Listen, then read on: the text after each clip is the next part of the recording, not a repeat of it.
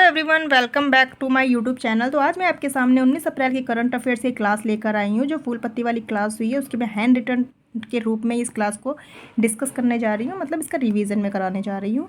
तो चलते हैं क्वेश्चन नंबर फर्स्ट की तरफ कि यूरोपियन अंतरिक्ष एजेंसी के प्रोब 3 मिशन कौन लॉन्च करेगा। तो ये लॉन्च करने वाला है हमारे देश में जो इसरो है, इसको लॉन्च करने वाला है इसरो।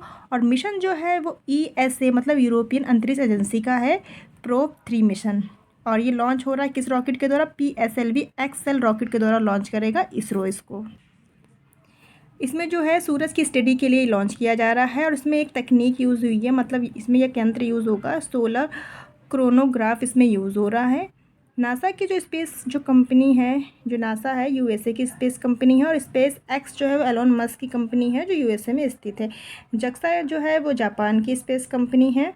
इसरो की स्थापना 15 अगस्त 1959 में हुई थी और हेडक्वार्टर बेंगलुरु में है। श्रीहरिकोटा आंध्र प्रदेश में स्थित है, मतलब श्रीहरिकोटा से जो है जो भी लॉन्चिंग होती है, तो रॉकेट जो भी होते हैं टेस्टिंग होती है वो श्रीहरिकोटा से होती है। अभी ये सेकंड नंबर पे इसरो ने खोला है कुलशेखरपट्टनम, जो स्मॉल सैटेलाइट लॉन्चिंग व्हीकल के लिए है, ये तमिलनाडु में स्थित है। तो ये भी सेकंड नंबर का हो चुका है। ललन टॉप पॉइंट्स हैं कि आदित्य L1 मिशन लॉन्च जो हुआ है किस रॉकेट के द्वारा? PSLV C57 लॉन्च के रॉकेट के द्वारा लॉन्च किया गया है। और जिसे L1 लंगराज पॉइंट कहते हैं, जिसमें सन और पृथ्वी के बीच में 5 जो है लंगराज है, मतलब L1 L2 L3 हैं। और इसमें जो गुरुत्वाकर्षण मतलब ग्रेविटी है वो समान है। तो PSLV C58 किसके द्वारा? ये एक्सपोसैट और पोएम 3 जो है वो PSLV C58 रॉकेट के द्वारा इन दोनों को लॉन्च किया गया। GSLV F14 उपग्रह लॉन्च हुआ है, मतलब उपग्रह किसके द्वारा लॉन्च किया गया? इसके द्वारा लॉन्च किया गया इनसैट 38 जो मौसम उपग्रह है। इनसैट 3DS जो है वो GSLV F14 के द्वारा लॉन्च किया गया है। चंद्रयान 3 का लैंडर बिंदु पहुंचने जो जहां पे पहुंचा था उस स्थान को क्या बोलते हैं? शिव शक्ति पॉइंट बोलते हैं। लॉन्च किया गया था 14 जुलाई को, पहुंचा था 23 अगस्त को। और किस रॉकेट के द्वारा किया गया था लॉन्च? LVM 3rd M4 के द्वारा इसको लॉन्च किया गया था। रोवर का नाम प्रज्ञान है, लैंडर विक्रम है। और 23 अगस्त को जब ये पहुंचा था तो उस दिन को हम लोग राष्ट्रीय अंतरिक्ष दिवस के रूप में मनाते हैं। चलते क्वेश्चन नंबर सेकंड की तरफ कि हाल ही में डिस्कट यात्रा महोत्सव 2024 कहाँ आयोजित हुआ है? तो ये नेपाल में आयोजित हुआ है ये फेस्टिवल। और इसमें रथ भैरव और भद्रकाली को खींचने वाला जो रथ है वो यहाँ पे होता है, इस रथ निकाला जाता है इन लोगों का, भैरव भद्रकाली जी का। 8 डेज मतलब ये त्यौहार जो है वो 8 दिन के लिए चला होता है और नाग की मृत्यु का ये प्रतीक है। धनु यात्रा उड़ीसा में होता है और इसमें भगवान श्री कृष्ण और कंस जो है उनके रिलेटेड ये है धनु यात्रा। मेंदराम यात्रा जो है वो तेलंगाना में होती है, जो भारत का सेकंड सबसे बड़ा फेस्टिवल मेंदराम यात्रा है। डोल यात्रा वेस्ट बंगाल में होती है। नेपाल की जो राजधानी वो काठमांडू है। सार्क का हेडक्वार्टर भी काठमांडू में ही स्थित है। नेपाल से सीमा बनाने वाले जो स्टेट हैं वो UP, बिहार, उत्तराखंड, वेस्ट बंगाल और सिक्किम है। ललन टर्म पॉइंट्स है कि त्योहारों का त्यौहार हॉर्नबिल जिसे बोलते हैं, जो 1 दिसंबर से स्टार्ट होता है। फूलों का त्यौहार बथुकुम्बा जो तेलंगाना में सेलिब्रेट किया जाता है। सरहुल झारखंड में सेलिब्रेट किया जाता है। और चार कूट जो है मिजोरम में मनाया जाता है। सिंगमो फेस्टिवल गोवा में मनाया जाता है। और हैरत मतलब हमारे यहाँ शिवरात्रि होती है और हैरत में शिवरात्रि जो जम्मू कश्मीर में हैरत को शिवरात्रि के रूप में हैरत मनाया जाता है। अंडूरी जो है वो उत्तराखंड में मनाया जाता है। और रथ जो रथ मंदिर है वो तमिलनाडु में है। चलते क्वेश्चन नंबर थर्ड की तरफ कि DRDO और भारतीय सेना ने स्वदेशी MPATGM का सफल परीक्षण कहाँ किया है? तो ये राजस्थान मतलब पोखर किया है, राजस्थान के पोखर में किया है इसे। और जो MPATGM जो है उसकी टेस्टिंग हुई है, मतलब इसकी फुल फॉर्म में man portable anti tank guided missile है। जो युद्धपोत टैंक को नष्ट करने वाली ये मिसाइल है और दिन रात काम करने वाला, मतलब 24/7 ये काम करने वाली मिसाइल है। DRDO की स्थापना 1 जनवरी 1958 में हुई थी। हेडक्वार्टर दिल्ली में है और इस समय जो प्रेजेंट टाइम में जो उसके हेड हैं वो समीर कामत जी हैं। ललन टॉप पॉइंट्स हैं कि ITCM मिसाइल टेस्टिंग अभी हाल ही में हुई थी, उड़ीसा के चांदीपुर में हुई थी। बैलिस्टिक मिसाइलें जो होती हैं वो इस प्रकार से जब जाती हैं तो वो इस प्रकार जाती है, मतलब प्रक्षेप गति इनमें होती है। और एग्जाम्पल में जैसे कि बैलिस्टिक मिसाइलें जो है वो अग्नि और पृथ्वी हैं। क्रूज़ मिसाइल जो होती है वो इस प्रकार जाती है और जहाँ पे टारगेट सेट होता है वो इस प्रकार होता है, मतलब फ्री फॉरगेट ये है। जैसे इसमें एग्जाम्पल ब्रह्मोस और निर्भय जो है वो क्रूज़ मिसाइल हैं। अभी हाल ही में मिशन दिव्यास जो है वो अग्नि 5 को बोला गया है पीएम मोदी जी ने। इसमें MRV मतलब मल्टी टारगेट सेट करने के लिए इसमें एक तकनीक अपनाई गई है कि अगर आप एक ही टाइम में जो हैं टारगेट फिक्स करके इस मिसाइल का यूज़ कर सकते हैं। समर में आकाश में जो मिसाइल है उसमें समर में का यूज़ हुआ है और मिसाइल वायु रक्षा प्रणाली है जो सरफेस टू एयर है। DRDO के पहले अध्यक्ष कौन थे? तो दौलत कोठारी जी थे। क्वेश्चन नंबर 4 है कि हाल ही में कृत्रिम बारिश के कारण कहाँ बाढ़ का प्रकोप देखा गया है? तो अभी हाल ही में आप सभी देख रहे हैं न्यूज़ में कि UAE में कृत्रिम बारिश की वजह से बाढ़ आ चुकी है। तो UAE जो है एक 7 अमीरात मतलब इसको 7 रियासतों का बना हुआ है और विश्व का सबसे व्यस्त एयरपोर्ट जो है वो अटलांटा एयरपोर्ट है जो USA में है और दुबई सेकंड नंबर पे। तो यहाँ पे जो है वो रनवे है पूरा पानी से डूब चुका है और भारत जो है हमारा जो है वो भारत 10वें स्थान पर है मतलब एयरपोर्ट के रैंकिंग में मतलब व्यस्त है जो इसके रिगार्डिंग। कारण है क्या कि पहला कारण ये है कि एक साल में 3 इंच जो है बारिश होती है 12 घंटे में और जो अभी बारिश हुई कृत्रिम बारिश है वो 12 घंटे में 6 इंच हो गई मतलब 2 साल की बारिश 12 घंटे में हो चुकी है। ड्राई एंड हॉट क्लाइमेट है, वहाँ का जो क्लाइमेट है वो ड्राई हॉट है। इसकी वजह से यहाँ की व्यवस्था जल को निकालने की व्यवस्था अच्छी नहीं थी, इस वजह से बाढ़ आ चुकी है क्योंकि इसके निकलने का कोई प्रबंध नहीं है। और क्लाउड सीडिंग हुई है मतलब कृत्रिम वर्षा जिसे बोलते हैं। यहाँ पे एक रॉकेट मतलब एयरक्राफ्ट होता है जो नोज़ल से जो ये बादल हो उसको नमी करता है, नमी मात्रा बढ़ गई इसकी वजह से कृत्रिम बारिश हो गई मतलब सिल्वर आयोडीन मतलब AgI का यूज़ किया गया है जो ठोस CO2 होती है मतलब बादलों में और जिसकी वजह से ये अधिक होने की वजह से क्लाउड स्लीडिंग हो चुकी है इसलिए ज़्यादा वर्षा हो चुकी है। यहाँ पर जो Ag होता है वो कहाँ का यूज़ होता है? AgNO3 जैसे सिल्वर नाइट्रेट बोलते हैं। चुनाव जो स्याही होती है अभी आप चुनाव डालने जाएंगे तो जो स्याही होती है वो कुछ समय तक आपके हाथ से हटती नहीं है तो उसमें जो यूज़ होता है वो सिल्वर नाइट्रेट यूज़ होता है।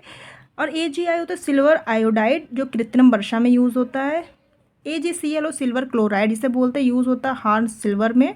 और AgBr मतलब सिल्वर ब्रोमाइड जो होता है वो फोटोग्राफी में यूज़ होता है, ये सभी को पता है और एग्जाम में भी ज़्यादातर पूछा जाता है कि फ़ोटोग्राफी जो होती है उसमें क्या होता है, तो सिल्वर ब्रोमाइड है इसका आंसर। क्वेश्चन नंबर 5 है कि हाल ही में अंतरिक्ष में पहली बार युद्ध अभ्यास मिशन विक्टस हैज़ आयोजित करने वाला घोषणा किसने की है? तो जो विक्टस हैज़ आयोजित करने वाला जिसने घोषणा की वो USA है। विक्टस हैज़ जो USA का है और स्पेस की एक फोर्स होती है मतलब यहाँ की एक जो USA है उसकी एक फोर्स है स्पेस फोर्स, तो इसके रिगार्डिंग किया जाएगा और अंतरिक्ष में होने वाला पहला ये अभ्यास है।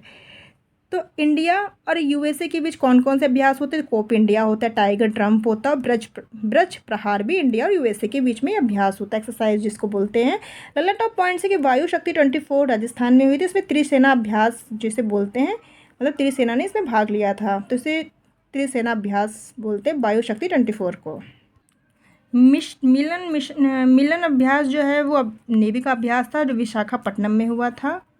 अभ्यास है साड़ा तंसिक जो अभ्यास है वो इंडिया और सऊदी अरब के बीच होता है। खंजर अभ्यास इंडिया और किर्गिस्तान के बीच होता है। डस्टलिक जो अभ्यास है वो इंडिया और उज्बेकिस्तान के बीच होता है। और काजिंद जो है वो इंडिया और कजाकिस्तान के बीच में ये अभ्यास होता है। दोस्ती अभ्यास इंडिया, श्रीलंका और मालदीव के बीच हुआ है। अयोध्या पहली बार अभ्यास हुआ है इंडिया और थाईलैंड के बीच। ट्रिपलेट जो है वो अभ्यास इंडिया, तंजानिया और मोजाम्बिका के बीच होता है। कटलस अभ्यास कहाँ हुआ? सेशेल्स में हुआ और इसमें भारत की तरफ से INS तीर ने भाग लिया है।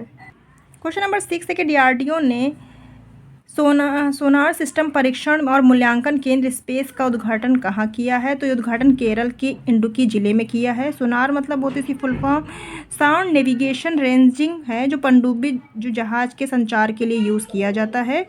और यहाँ पे सी स्पेस जो मतलब अभी इसके रिगार्डिंग ये जो सोनार है इसका एक टेस्टिंग केंद्र खोला गया है केरल इडुक्की में। सी स्पेस सरकारी OTT प्लेटफॉर्म भी आपका केरल में ही खोला गया है जो एक सरकारी है।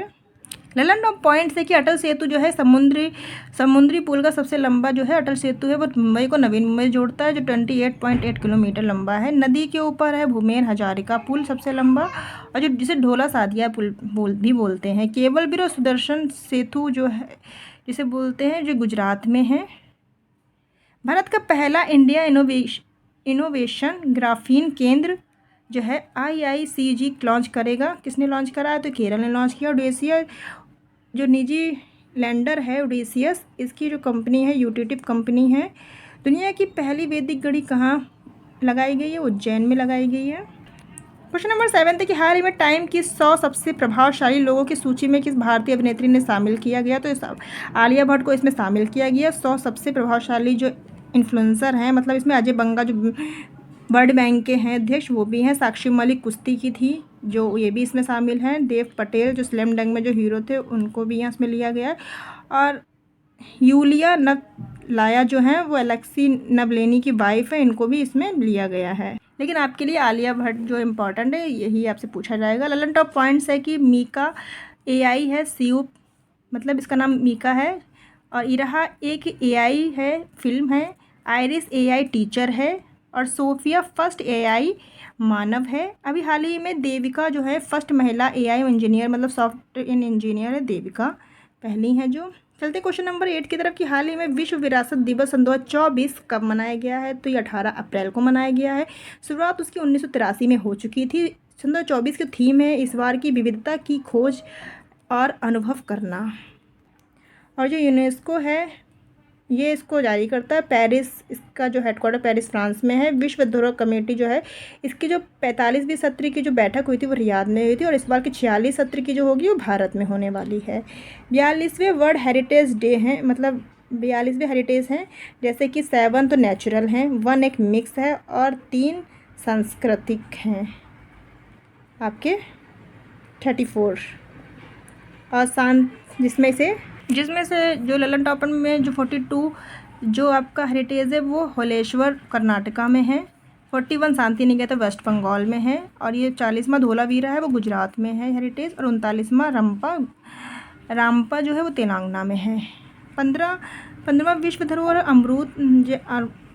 अमूर्त है, गरबा डांस इसमें शामिल है। और 14वां है वो दुर्गा पूजा है। क्वेश्चन नंबर 9 था कि हाल ही में आरबीआई ने किस बैंक के वॉव वर्ल्ड ऐप का प्रतिबंध लगाया है? तो ये वॉव वर्ल्ड जो ऐप है वो बैंक ऑफ बड़ौदा का इसे प्रतिबंध लगा चुका है वॉव वर्ल्ड ऐप पर। तो साइबर अटैक और घोटाले की वजह से इसमें कोई जानकारी इन्होंने बैंक ऑफ बड़ौदा ने नहीं दी आरबीआई को, इसकी वजह से आरबीआई ने इसको बंद कर दिया। और इसका अधिकार आरबीआई को है बैंकिंग रेगुलेशन एक्ट के द्वारा, इसमें धारा 35A के द्वारा ये बंद कर सकते हैं अगर कोई इलीगल काम अगर आप आरबीआई देखता है तो। आरबीआई से रिलेटेड पॉइंट है कि आरबीआई की समिति है वो यंग हैंडल आयोग था।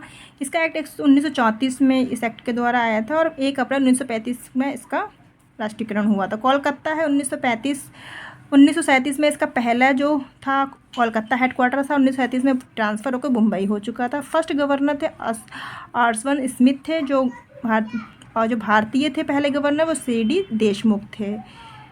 क्वेश्चन नंबर लास्ट है कि लता दीनानाथ मंगेशकर अवार्ड से किसे सम्मानित किया गया? तो अभी अमिताभ बच्चन जी को सम्मानित किया गया। और लता दीनानाथ मंगेशकर 24 में तीसरी बार मिल रहा है।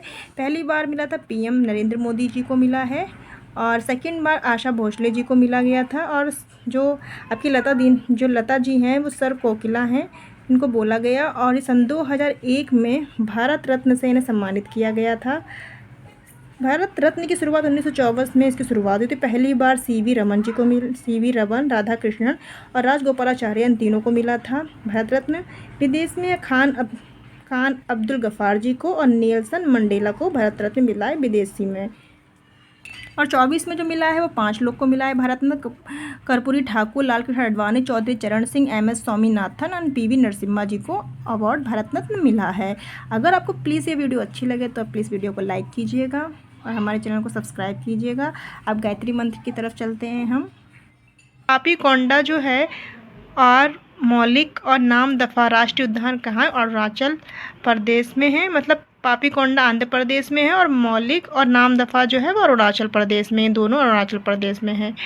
डिब्रूगढ़ सेखोवा और दिहिंग पटकाई और काजीरंगा और मानस नमोरी और राजीव गांधी और रायमोना, ये सारे जो राष्ट्रीय उद्यान है वो आसाम में हैं। ये मैंने अलग से मेंशन किया है। और पहले इसका नाम औरंग था लेकिन अब इसका नाम जो हो गया वो राजीव गांधी नेशनल पार्क हो चुका है। तो ये सारे जो हैं ये सारे आसाम में राष्ट्रीय उद्यान हैं। काजीरंगा सभी को पता है एक सिंह के लिए फेमस है काजीरंगा। इसी प्रकार वाल्मीकि जो है राष्ट्रीय उद्यान वो बिहार में स्थित है, और गुरु घासीदास, संजय और इंद्रावती और कांगेर घाटी ये छत्तीसगढ़ में स्थित हैं। इसी प्रकार मोलेम गोवा में राष्ट्रीय उद्यान है ये। ब्लैक बक और गिर जो गुजरात में है राष्ट्रीय उद्यान। बेताला झारखंड में स्थित है। राष्ट्रीय उद्यान जैसे कि मैंने बताया चेशान झारखंड में है, और कायबुल लामजाओ ये एक मणिपुर में राष्ट्रीय उद्यान है। ये तैरता हुआ एकमात्र पार्क है। कालेसर और सुल्तानपुर ये दोनों हैं आपके हरियाणा में राष्ट्रीय उद्यान। महान हिमालय, खीर गंगा और पिन वैली ये हिमाचल प्रदेश में राष्ट्रीय उद्यान है। मैंने अलग से किया ताकि आपको पढ़ने में और याद करने में आसानी हो कि आशी, बादीपुरा, बनेर घट्टा और केंद्रमुख नागरहोल जो राजीव गांधी का नाम है नागरहोल था। अब ये सारे जो है वो कर्नाटका में स्थित हैं ये राष्ट्रीय उद्यान। एराविकुलम, पेरियर और मोन घाटी केरल में स्थित हैं। बांधवगढ़, सतपुड़ा, वन विहार, पेंच राष्ट्रीय उद्यान, कान्हा, कोनो, माधव और पन्ना राष्ट्रीय उद्यान ये सारे राष्ट्रीय उद्यान आपके मध्य प्रदेश में हैं। तो आपको एक साइड से मैंने लिख दिया, अगर आप एक साइड से भी याद करेंगे माधव, सतपुड़ा, वन विहार, पेंच, कान्हा, कोनो और माधव पन्ना ये सारे आपको याद हो जाएंगे। ये मध्य प्रदेश में स्थित हैं। है कि बालक्रम जो है मेघालय में है, और नोकरेक ब्रिंज भी आपके हिमालय में ही है। मुरलेन राष्ट्रीय उद्यान मिजोरम में है। भीतरकनिका ये बहुत फेमस है, ज़्यादातर एग्जाम में पूछा जाता है भीतरकनिका। और सिमलीपाल भी आपका उड़ीसा में ही है, ये भी आपको पूछा जाता है। सिमलीपाल राष्ट्रीय उद्यान जो कि उड़ीसा में है। सारिस्का जो है ये भी बहुत पूछा जाता है। केवलादेव घना पक्षी विहार, मुकुंदरा हिल्स और रणथुम्बर भी पूछा जाता है जो राजस्थान में स्थित है। ये सारे राष्ट्रीय उद्यान। कंचनजंगा है ये आपका सिक्किम में है। मन्नार की खाड़ी, समुद्री और मधुमलाई और मुखर्ती ये राष्ट्रीय उद्यान आपके कहाँ है, जो तमिलनाडु में स्थित है। मृगवाड़ी तेलंगाना में है। 22 इसे राजवाड़ी भी बोलते हैं जो त्रिपुरा में स्थित है। दुधवा नेशनल पार्क एकमात्र जो उत्तर प्रदेश में है, दुधवा नेशनल पार्क। कार्वेंट इसको हम कार्वेंट, गोविंद, नंदा देवी, राजा जी और फूलों की घाटी ये कहाँ स्थित हैं, ये उत्तराखंड में स्थित हैं। ये सारे राष्ट्रीय उद्यान। फूलों की घाटी तो ज़्यादातर क्वेश्चन पूछा भी जाता है, ये कहाँ है, तो ये उत्तराखंड में स्थित है। बुक्सा, जल्दापाड़ा, सिंगालीला और सुंदरवन ये सारे आपको जो हैं राष्ट्रीय उद्यान ये पश्चिम बंगाल में है, और सुंदरवन का डेल्टा भी आपको पश्चिम बंगाल में ही है। महात्मा गांधी मरीन और रानी झांसी समुद्री और सैंडल पीक भी आपके अंडमान निकोबार में है। ये सैंडल पीक पूछा जाता है कहाँ पर है, तो ये पीक अंडमान निकोबार में है। दाचीगामा, किस्तावाड़ा राष्ट्रीय उद्यान और हेमिस नेशनल पार्क जो सबसे बड़ा राष्ट्रीय उद्यान है वो लद्दाख में है। और दाचीगामा और किस्तावाड़ा राष्ट्रीय उद्यान ये आपका जम्मू कश्मीर में, ये दोनों हैं, दाचीगामा और किस्तावाड़ा। तो अगर आपको ये वीडियो पसंद आए तो प्लीज़ वीडियो को लाइक कीजिएगा और हमारे चैनल को सब्सक्राइब कीजिएगा। Thank you.